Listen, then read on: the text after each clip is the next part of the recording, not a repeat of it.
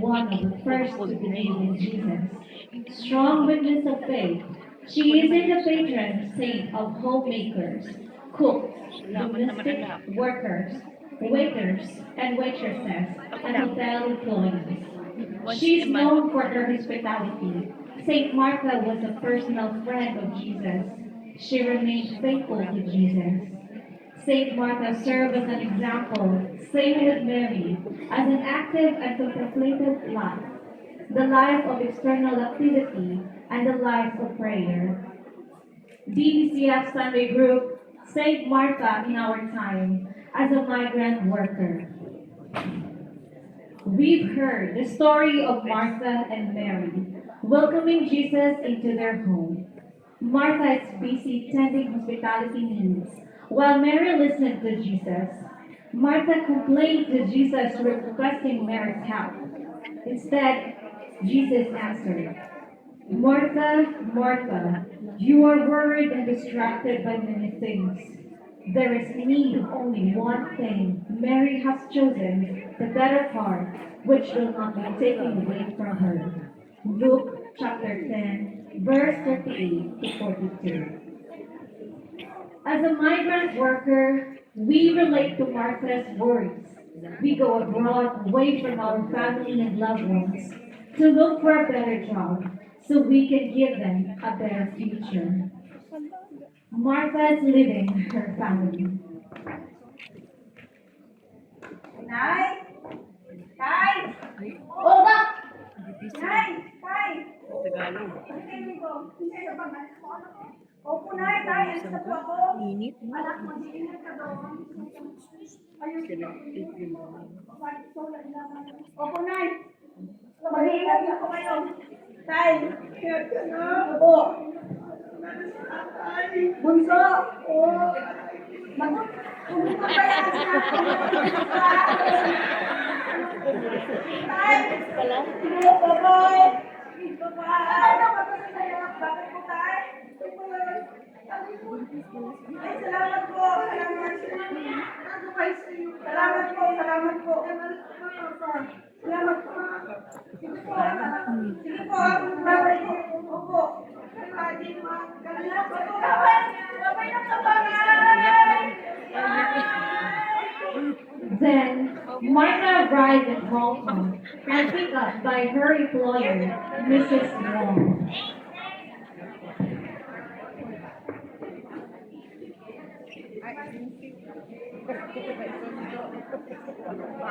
Batumbakan. Ano yan, batumbakan? Batumbakan. Ay, yes! Sa wakas, nasa mundo na ako. Ito pala yung puta. Alam? Ano ba namin pinag-alala? Dap yung mga ano? Ay, ito. Ay, hindi. Ay, teka lang. Kaya naman ka ni Men. Ganito yun eh.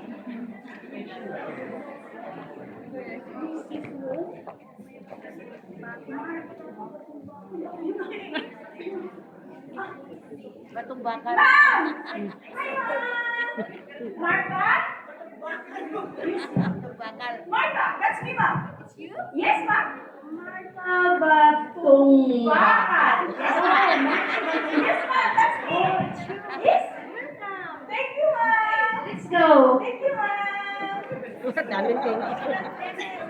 Then, Martha's doing household chores and was approached by her employer, Mrs. Wong.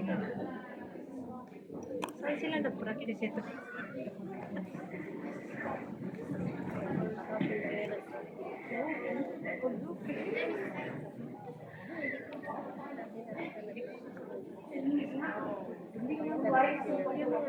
Sa labas yan.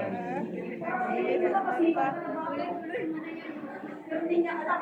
Sa bahay, hindi naman ako nililinis.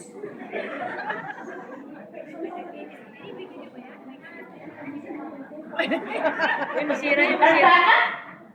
Martha! Ma'am, yes, ma'am. Ma'am. I'm going to work. Okay, ma'am. You know what to do, right? Yes, ma'am. Okay. Bye. Bye, ma'am. Take care. Plastic. Ay, Tawa mo na. Oo, nahuli ka na.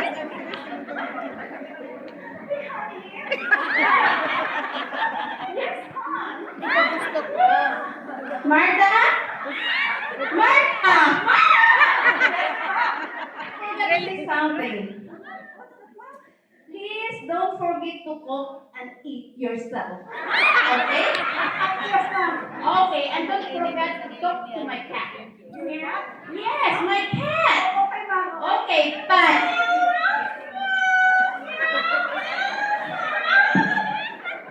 Kaya wala naman eh. Asa naman naman dito? Suddenly, Martha received a call from her family. Wala pa tayo. Wala, ano yun? Wala yung ganda ko rito. Ay, may tumawag. Ano kaya to? May... Hello? Hello? Nahuli! Hello, Inday. Hello? Inday Martha, Ay! kamusta ka dyan? Ito okay lang. Inday, Ah, kamusta yung amo mo, yung trabaho mo? okay naman. Nakaka-adjust kahit paano. Ay, Inday, magbayad mo ako ng tuition next week. Ah, next week na ba yun? Opo, Inday. Okay, sige, gagawa ko ng paraan. Sige. Inday, Ah, nasa ospital si tatay, dinala namin kagabi. talaga? Eh, paano na? Kasi, nakusa ng finance. Ginapo, Inday. Bakit hindi niyo sinabi ka agad? Pinatapos ko sa ospital bago niyo, bago kayo tumawag sa akin. Inday. Babay, Inday, O, sige. Relax ka dyan. Sige, babay. Punta pa ako ng ospital. Bye, bye. Bye-bye. Stress na ito, ba't terminate? Maganda na ako. O, tawag na naman. Hintayin mo muna. Mangungutang siguro to. Kasi alam niya nasa abroad na ako eh. Oh, Hello? Hello? Yes, Pinsan. Hello, Ading Insan. Ading Marta, kumusta ka? Ito maganda mahirap pa yung rin. kumusta. Wow, sana all. Oh, Kamusta ka ba mo? okay lang, okay lang. Ading Marta, hindi lang sana ako kasi nasa hospital tatang ko. Ha? Naku, wrong timing ka, Pinsan. Kakatawag lang yung sister ko. Kasi, yung pangatrikula niya, tsaka si tatay mo eh. Si tatay nga eh, nasa hospital daw. Daw pa, oo na. Hindi ko na nga alam kung anong gagawin ko eh. Pasensya ka na talaga, Insan ha. Ganun pa, Insan. O sige, ingat ka na lang next time na lang. Ingat ka palagi. Salamat. Bye! Then Martha remembered her best friend who works in Hong Kong for 6 years, and she called her. Tawagan mo si Beshi. Baka naman may alam siyang part-time, kahit pa paano. Illegal yan. Hello, Beshi! Beshi! Beshi! Hindi na Hi, Missy! Kamusta na po? Ano ba, Beshi? Ba't ang tagal mo? Pasensya na, busy kasi yung aking microphone hindi gumagana. Ay! Beshi! Hello, Missy! Ano ba problema? Bakit ka tumawag? Beshi, baka may alam kang part-time dyan. Oo, busy. Mayroon akong kilala. Pero mag-meet tayo ng Sunday sa park. Off ka ba? Ay, sige, Beshi, okay na. O sige, busy. Magkita-kits na lang tayo sa park. See you then. Sige, Beshi, bye-bye. Ay, salamat. We all know working hard is good. Having extra income is better. But we also feel tired and drained, not only physically, emotionally, but most of all, spiritually.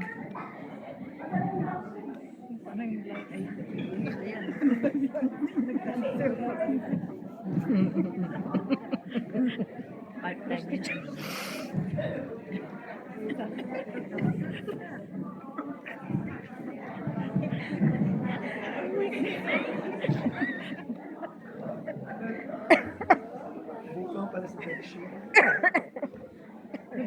Nagbugaw sa wala. Nagbugaw sa wala. Di off lang mga bishi. Kainin ka rin.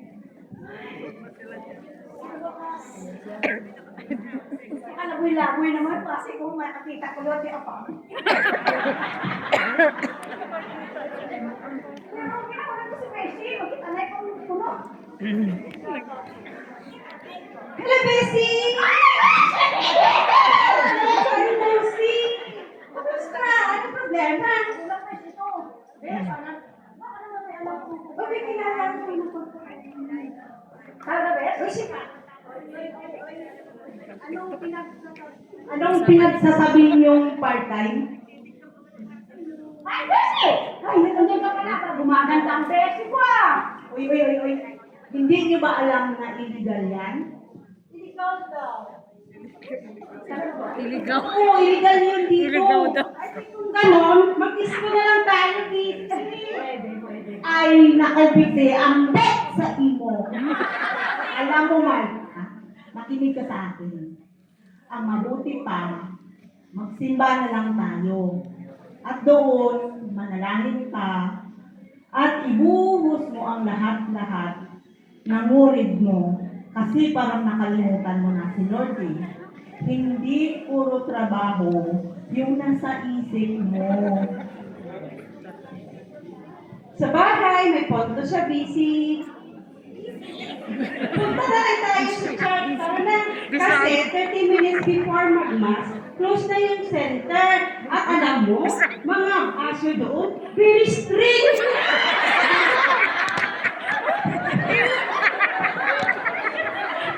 Yun dahil. Very strict. They all went to church to pray. Nasali ko yung aso. Patay. Basic kami din. Maganda yung ano nila. Ang dami nila. Ay, sa inyo. Sa amin. Sa inyo pala yan. Very strict kami doon. Kahit sa pananamit. Sino nagturo na ito, ate? Madam Connie ko. Siya. Ikaw? Sino gumawa niyan? Overtime na naman ito, 30 minutes. Ito kayo maingat. Simbahan pala kasi, ingay natin. Lord, Himik na. bakit parang hindi natatapos? Bakit? Parang paulit-ulit na lang. Problema sa pamilya, sa pera. Hindi na nga ako nagkakalaklip eh.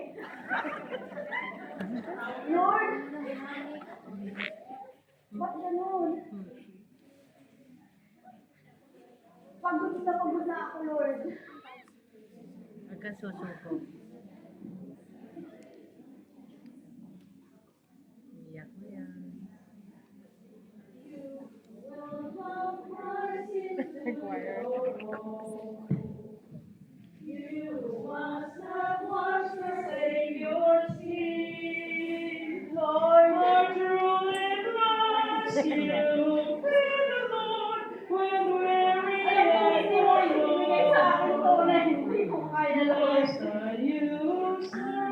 Alam mo, marami akong magkukulang. Maganda siya. Matawarin mo ako sa aking mga pagkasama. Kami lang ang nakakabang. Simula sa araw na to. Uunahin na kita. Dapat tinikit sa nangyayari sa buhay natin. Lord. Masama ito. Maraming salamat, Lord.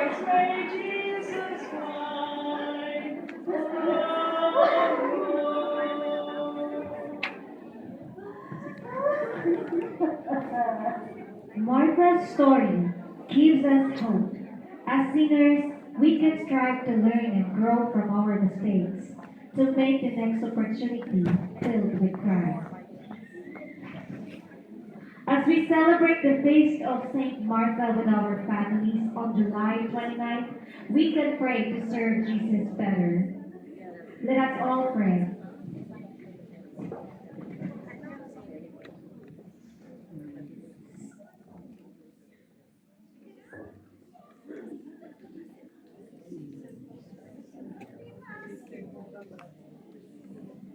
Saint Martha, pray for us Pray for us, that we might serve Jesus better. that we might serve Jesus better. Help us to overcome our distractions and worries, Help us overcome our distractions and worries, to listen to His words, to listen to His words, and be present to Him this day. and be present to Him this day. Amen. Amen.